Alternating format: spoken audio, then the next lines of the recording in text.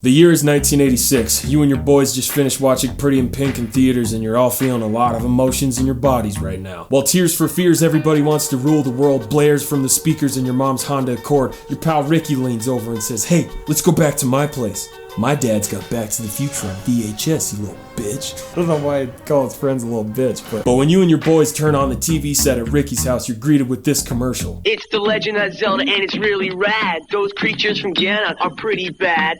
Octoroks, Tektites, Levers too. But with your help, our hero pulls through." Pop, pop, yeah, pop, go Link, yeah, get Zelda.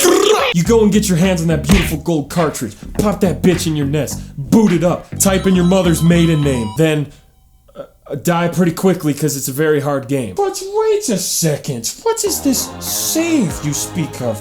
Legend of Zelda for the Nintendo Entertainment System? Classic video game. That's right, you tubular 80s barf bag. Nintendo threw in some battery-powered RAM into that sweet little gold piece so boys like Ricky could save their progress whenever mama came calling, "Hey, dinner's ready, bitch."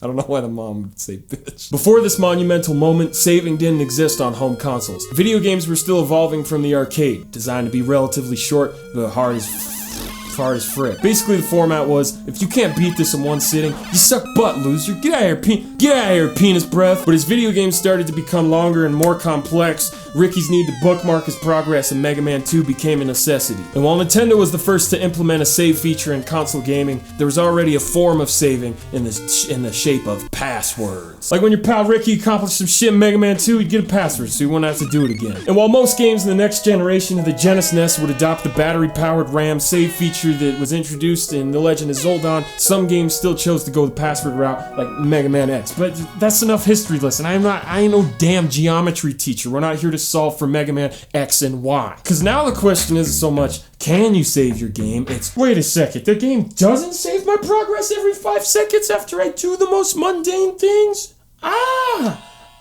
And it's not that games nowadays with autosave are bad, you know, if that shoe fits. Like, I'm okay with Uncharted saving after literally everything I do because I don't want to repeat most of it anyway, and my brain is turned off half the time while I very attentively hold up to climb. Good God. But there's something to be said about games that actually put some time and care into their dang save points. Whether that means adding some tension and relief when you're on your last life, but you make it to Dingus Kong, or when you finally find a spot that makes a jiffy pop in Dark Souls. Let's talk about some different ways to save your game, and I don't know, let's have some fun with it. Like we're young, like why not? Like, I don't know. You got the main giant category that I would say most classic games fall into, that I'm gonna call progress and accomplishment. Basically, after you overcame a challenge, you get a save point, or maybe a prompt to save. "Hey, dweebus butt, you finally beat the first world castle in Super Mario World. Congratulations, penis breath, it only took you 4 hours.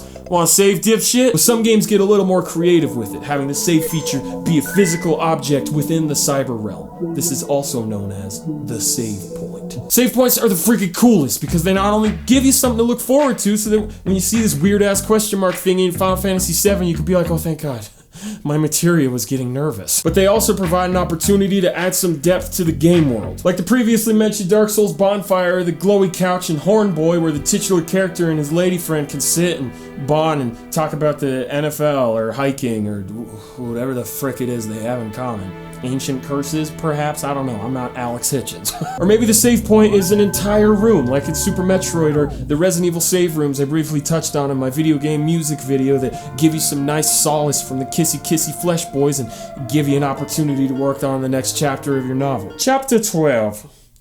The time I fought not only one girl with chainsaw, but 2 girls with chainsaw. And then you got the games that maybe don't autosave all the time, but they allow you to save all the time. This section is called games that maybe don't autosave all the time, but allow you to save when you want. Metal Gear Solid games let you save whenever you want, but they still integrate it into the game world in a pretty cool way. You just gotta dial up whatever female Snake is currently aggressively flirting with and getting history lessons from, and bada boom, bada bing.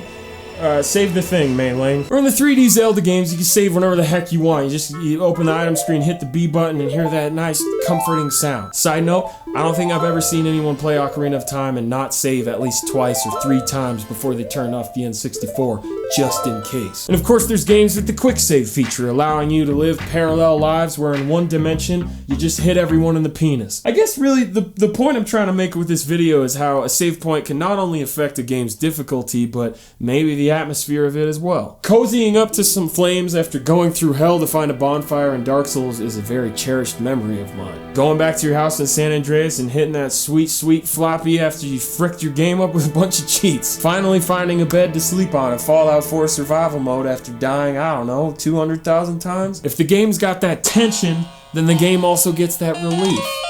And if the game's got that lantern, then that blord bone.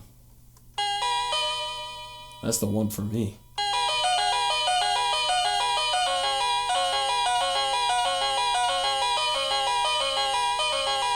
I think that was all I really wanted to say.